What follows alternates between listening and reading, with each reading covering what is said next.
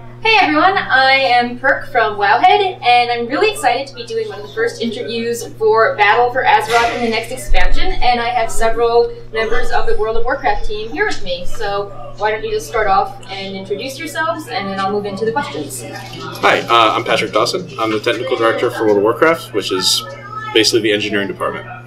I'm Chris Robinson. I'm the art director for the same game, World of Warcraft, and that's the art department. Yes. Cool. So I want to start off with a lot of questions about allied races because, wow, they're amazing. So yeah, we're really stoked about them too. Yeah. How did you choose the races that are coming, and are there even more on the way besides the 6 that we heard about? Well, we can't talk a lot about future plans right now, but the ones that we did choose came out of sort of tying up a lot of the stories that were going on in Legion. And those characters felt very appropriate to bring forth at this point in time based on some of the experiences that we had previously. Cool. Now, we learned at the What's Next that they have new racial abilities. Can you tell us some more about the customizations coming, if they have any unique animations or like dances or emotes? So no dances or emotes right now. It was very much a aesthetic update that we wanted to do. And you know, the coolest thing there being just the fact that we built this. So there's this rich culture behind most of them, or all of them, and we had the ability to go in and kind of come up with that super high level end game set that you get if you level all the way from the beginning to the end. So that's probably the biggest thing, is just that, you know, that you get to really like embody everything about that race with that armor set. A little bit more about the heritage sets. Are they intended to be as like epic with like the 3 armor pieces as a tier set? You know, something that's like a huge incentive, so you actually want to level and not boost it. Are they going to be like the top tier even more than tier sets? Like how detailed are we talking about? Well, so you know how Mythic kind of had that. It takes it a little bit farther. Yeah. So you can see where we've added points and pieces on to kind of break the silhouette. We definitely wanted to do that, so they felt like they stood apart from existing sets or say like epic D-level purple sets. Cool. Yeah, it would be awesome if in the future the normal races could get a special thing if they leveled up. Maybe not as fancy, that would be but cool. it would be cool to get a Night Elf has like Sentinel armor. Yeah, that'd be really cool. I know every year I always suggest a thing like customizable stuff. If now it's should be reminding you of more of that. Do you know anything about the starting mounts yet? Will they be getting, like, you know, Void Elves getting the Night Elf mount, or is it a totally different mount as part of that experience? Do you want to talk about that? I actually don't know the answer to that one. Okay. So the idea right now is that they will be similar to that. Sorry, let me say that again. The idea right now is that they will be similar. We're going to kind of develop that as we go along and see how they fit into the world and make decisions, sort of game time decisions about how we're going to handle the mounts. Awesome. I have a few more technical questions about them as well. So how do you transition an NPC race, you know, into a playable one that can, you know, wear armor and move around and do all these things that they wouldn't do as, you know, little NPC? Oh, from like a technical perspective? Yeah, so... Yeah, that's actually really interesting because we have, I mean, the biggest hit there is animation. Right. So if you have a basic NPC character, they have a very limited set of animations that pretty much just take over that. If you're going to play, say for instance, like you transform into that character, enough movement so that it makes sense, but it's not as robust as a player character. So first and foremost, it was going back in and taking all those animations that didn't exist and putting them onto the rigs for, say, like the Night Elves, or sorry, not the Night Elves, the Night Lord. Right. And that in and of itself, like to the viewer or the player, it seems like not that much work, right? But it's a ton of actual, just little tiny... I remember with you Pepe on in the Nightborn disguise, he sits in your head and little things break. Yeah, or like you swim above the water a little bit. If you transform into the, you know, my goblin transforming into Nightborn, I was always swimming above the water. So things like that we have to take into account. And yeah, well, also from the engine side, like character models are some of our highest, like, memory intensive things that we do, and you know, our game is actually pretty heavy on memory usage, so we've been trying to cut that back. So some of the sharing things that we've been working on, and then just updating our engine to be able to handle that new art and new models really helped out. Cool. When what were some of the challenges in adapting it, and how long was this in the process? You know, back when Legion had the Nightborn, were you guys thinking, hey, maybe a player could play this one day, or is this a later development?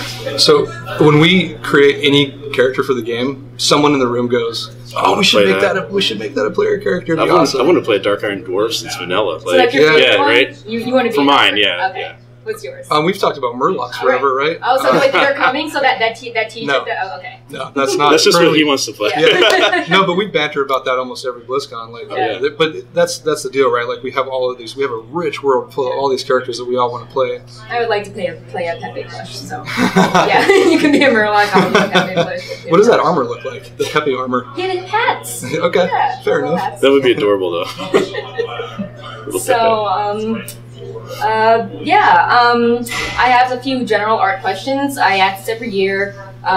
People are asking me to ask this. Will we see a visual update for the Worgen and Goblin with this expansion? Especially because, we're getting these, like, high-definition sub-races. That is not currently planned for this expansion. Okay. Alright. And the second one is, last year, obviously, we were in the thick of all these spell animations, and then we saw, caster ones in 7.3, and we saw some feedback that they were better, but maybe not good enough. Is there going to be any spell animations or combat revamp planned for 8.0, or maybe in later patches?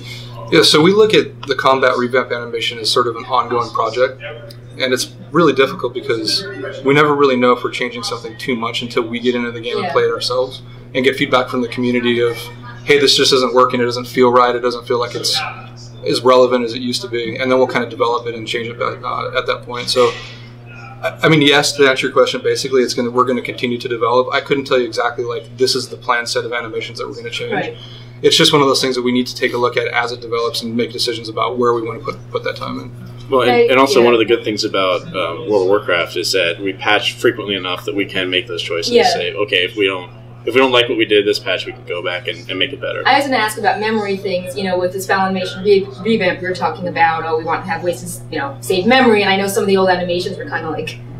I read something somewhere that, like, a Holy Paladin animation was like a mini Sunwell, and that took up lots of memory, and that got revamped to save some space, so... are there any more sort of memory-saving things that you want to talk about that's maybe coming expansion, or just people to expect better performance, throughout? Sure. I mean, we actually do regular reviews on our client memory performance, whether it's art-related or not art-related.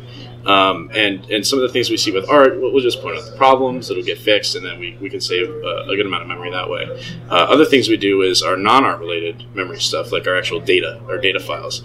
And we've actually made a concerted effort for 7.3.5 to actually make some changes to lower that footprint as well.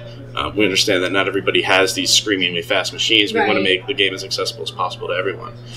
So we've been iterating on that from an engineering perspective. Cool. I've heard 7.3.5 come up a few times, and are there any kind of features or things that are coming in 7.3.5 that people might assume would be part of the expansion because we heard it in What's Next? Well, one of the things Ian mentioned in What's Next was the fully scalable zones. Oh, right, yes. During the level up experience. That's one of the things I'm super excited about for 7.3.5. That's a pretty big undertaking, so that is taking a good amount of what the content in that's going to be. I think we'll have more to announce later on what else is in that patch. I was going to ask a question about the zone scaling tech, actually. It was, obviously it's a huge undertaking, and what were some of the challenges with that? And, like, how did you go about tackling this monster problem? Like, I would not know. Wow, the challenges. Well, mostly people love the details. You can go into them. No, well, I mean, none of the content was really designed with that in mind. Like, it was actually created in a day where we didn't have level scaling tech. We didn't have, the pacing was different in that day. So, really, the goal was to get the pacing of leveling right, and how we can scale the content, the NPCs, and the quests appropriately, so that way it doesn't feel too difficult, but it doesn't feel too easy. And I like what we came up with the level banding solution, where it starts at a certain level and it scales all the way up to a certain level, but after that you will overpower it because you want to feel powerful. Right, it might be weird if someone's like, oh, well, this Wrath Ever trinket has a blue proc, and if I go back and do the quest at 120, like, the proc's actually really good, it summons a dragon, and the dragon breathes tons of fire, so I need to get this trinket as it scales up. Yeah, it's gonna stop, so we don't have that problem. But how's the combat meant to feel? Like, I know back when the Warcraft movie came out, there were some changes to make 1 through 20. I think more challenging. Are the mobs meant to hit harder or like weaker in the expansion? Well, imagine what you had in Legion when you started questing in those zones, and how the combat felt. It felt good. It felt solid. It felt like it was the appropriate level of challenge. That's what we're going for with the level scaling zones. So it's not like we're just going to boost everything. It just hits harder now. It's like, no, it's meant to be a holistic approach to it. Cool. What was the reasoning behind having several zones overlap in the level? Was it just player choice, or it's like thinking of Burning Crusade as level 80 is kind of like as playing back in the day, it's sort of jarring in my head. Yeah, I mean, a lot of it is certainly for player choice. I don't expect you to do every single zone when you level, and we certainly don't expect that at all. But if we're going to ask you to level with allied races, it would be nice for you to say, oh, I'm going to do Elwyn Forest on this character, but I'm going to do Westfall on this character. So you can kind of pick and choose and get the whole story, but not necessarily have to play it all at once if you're going to level multiple races up. Cool. I have a few questions on kind of from an engineering and artistic perspective. I guess both of you can answer. Like, how are they going to work with all the randomness in them? Like, what were some of the challenges in setting that up, both from a technical perspective and also, WoW's never really had sort of changing backgrounds before. It seems totally brand new tech for this. Yeah, well, from the engineering perspective, there's two major things that I think are important with Islands. The first is the sort of randomness that you're mentioning. It's not going to be like completely random. It's like going to pick from a set of things, and we do that because we want it to be challenging and fun. If it goes completely random, you're going to have some that would just crush you and some that would be trivial. So it's really just scaling that into an appropriate level of randomness.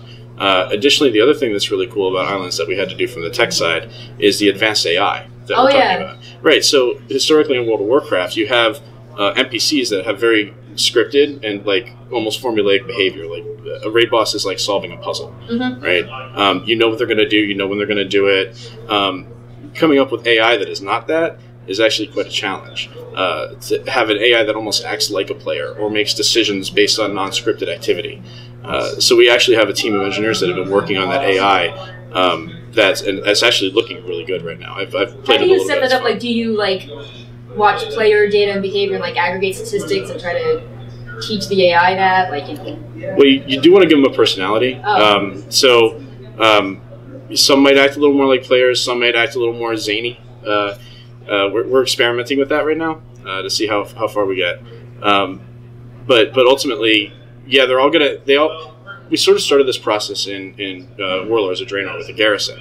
So the Garrison, if you notice, the NPCs that walk back and forth all around, they, talk to you and salute or do different things. Yeah, and they'll avoid you on your path, or they'll go be like, oh, now I need to go to the anvil and bang the hammer. So it sort of started as a needs-based AI. Like, I have a need, I'm going to fulfill the need.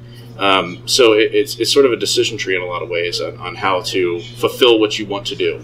So they each have sort of a general plan, and then they can broadcast and figure out from their environment what they should be interacting with. Cool.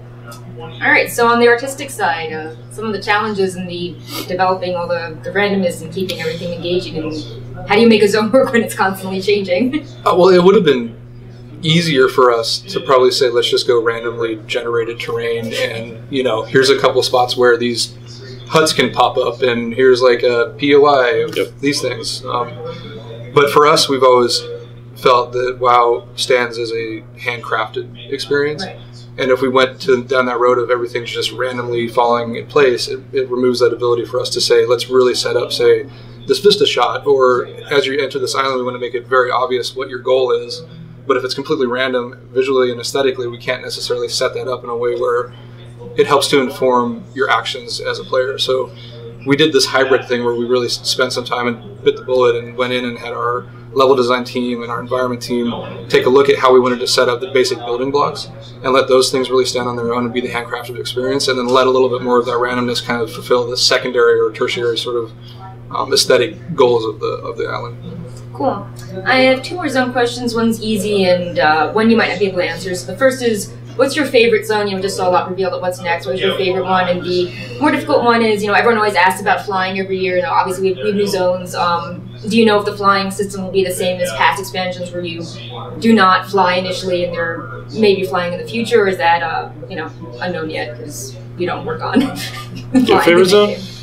So we do zones first? Yeah, favorite zone. Yeah. That's hard. So, well, this time around, since we had two very specific factional zones, right, like Kiltiris and Zandalar, we kind of took an approach where we didn't necessarily think about the zones in those areas standing as very individual and like distinct zones from each other. We wanted to feel like one sort of cohesive experience where one area blends into the next. And there certainly are distinct in the sense that you won't get tired of the same old thing as you run around.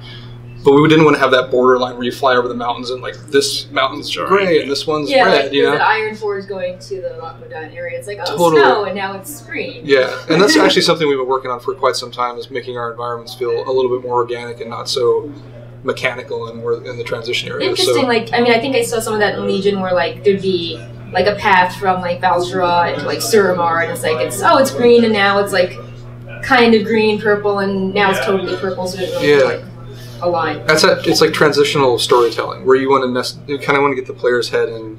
Okay, I've been in this like super scary area and it's all dark and creepy, and I really feel like I need a break. And so we think about pacing that out as the experience kind of flows through the zone. Sorry, this is a big roundabout answer, but basically, like it's hard to say, you know, Nazmir is my favorite zone because it really is a bigger part of this, or a smaller part of this bigger picture. Having said that, I'd say that Kultiris is one of my most favorite things that we've ever done. The city itself, it's a bummer because we're not showing that here, and it's so amazing. Like, oh man, I'm so stoked for people to see that. It's absolutely beautiful. Yeah, I feel like asking him this question is asking him to pick between his children. Yeah. Sorry. Like, there's so many. I thought that was the easy one. This like the hardest question. You actually stole my answer. Like Kultiris is actually just absolutely stunning. It's one of my favorite things that we've done. And in terms of like the flying question, I think we go back and we look at how flying has gone in previous expansions and what we want to do for this one. I don't think we're there yet in terms of making that decision, but we learn from the past and try to make the right choice. Cool. I know only a few minutes left, so just a quick question or two. So classic servers are kind of a bit of a surprise because, you know, we've had Blue Post previously saying that they were looking into it and there's maybe pristine servers, but, you know, like the tech seemed really challenging, and, you know, now all of a sudden there's this breakthrough and they're coming and there's a little mini cinematic. So what was the actual breakthrough that led you guys to say, yeah, we're going forward with it? Like, we figured out how to bring back these, you know, old code zones. Well, Jay Allen Brack is probably going to be the better person to answer that specific question. I'll tell you from my standpoint, though, like what he said in the announcement for it was very true. It is a difficult problem. It's not something we're taking lightly, but we're really excited to work on it. And like I personally am happy. I've been a day one player, so I'm looking forward to it. Are there any details? I'm just, you know, I'm wondering, like, when you say classic, like, do you pick like the Encourage packs or like the Naxxramas patch, or like do you know, like how do you progress through the entire classic throughout the year? Like, is the Burning Crusade patch? Are any of these questions sorted out yet, or are you? It's still really early in the process. Okay. It's hard for us to really speak to something like that yet. Okay, I would like the Naxxramas patch, and then the Rat patch that had the Mace stun combo for rogues. That was fun. That's a good idea.